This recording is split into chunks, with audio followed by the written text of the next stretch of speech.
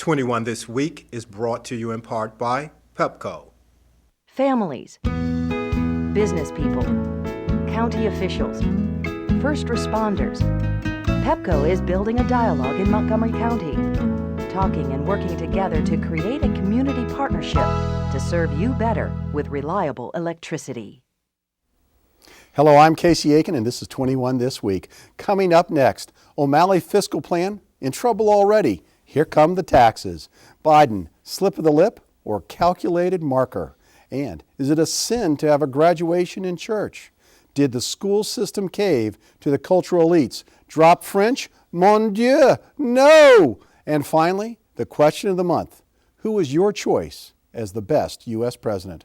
We're joined on our panel of pontificators by Democrat Oracle Stan Gildenhorn, National Republican Committeewoman Joyce Terez, Republican lawyer Liz Rubin, and former County Council member Mike Subin. Stay tuned for 21 This Week next.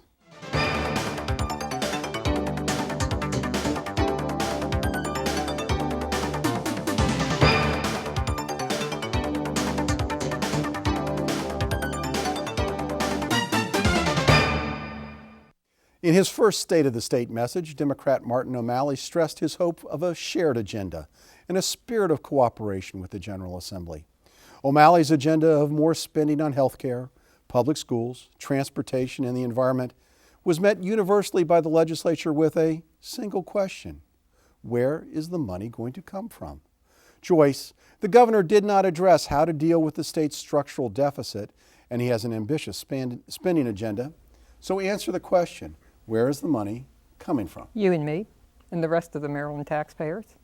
I mean, he's talking about a comprehensive tax restructuring. That means increased taxes, and that means new taxes. That's the only way he can afford to pay for the programs that he's... Don't you think he I was, think he was just speaking off the cuff Yes. and trying to say something nice about Obama, but really hadn't thought out the statement ahead of time? That's right. If he's running for president and he was speaking off the cuff and he didn't know how to control himself, then he deserves the same hits he took. But this was, for the I gotta plagiarism. respond to isn't that. this just classic Biden? It's Not- classic. It's I classic like Joe Biden. He says it like it is, and sometimes when he says it like it is, he steps on toes. There is not a racist bone in Joe Biden's body.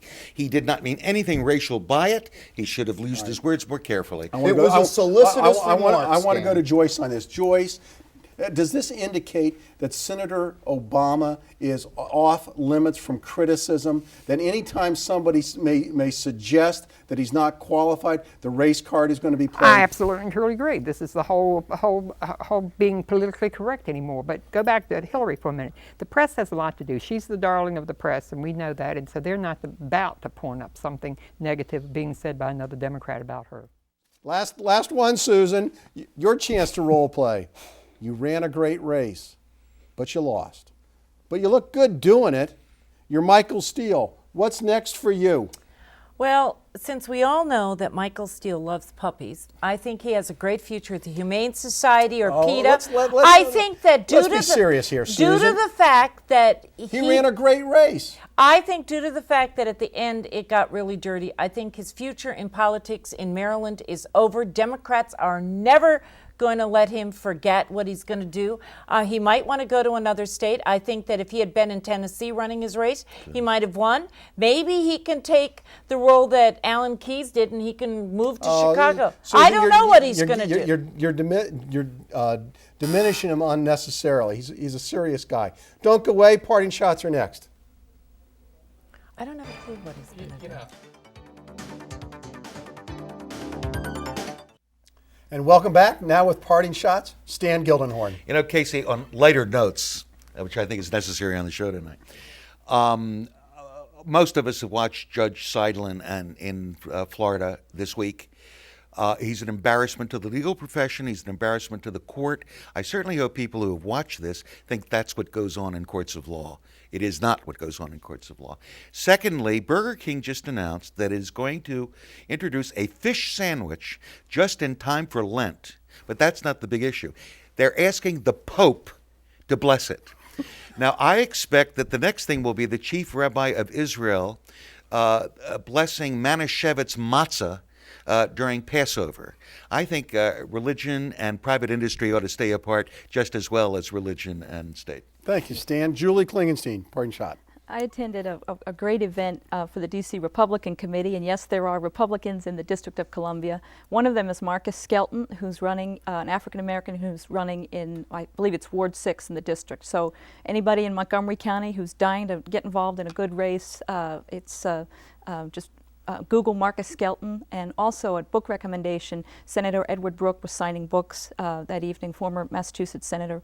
And the book is Bridging the Divide, and I encourage everyone to go out and buy a copy. Thank you, Julie. Liz Rubin, your parting shot.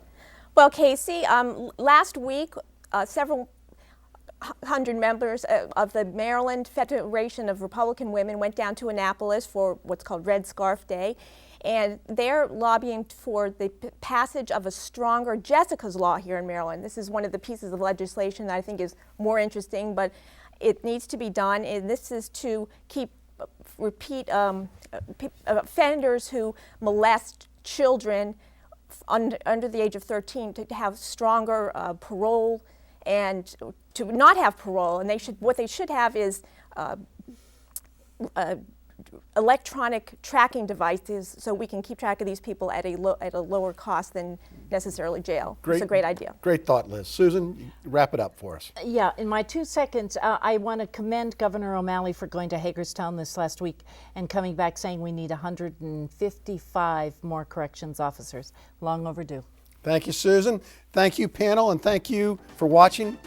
Tune in each and every week for Montgomery County's hardest-hitting political talk show. For 21 This Week, I'm Casey Aiken.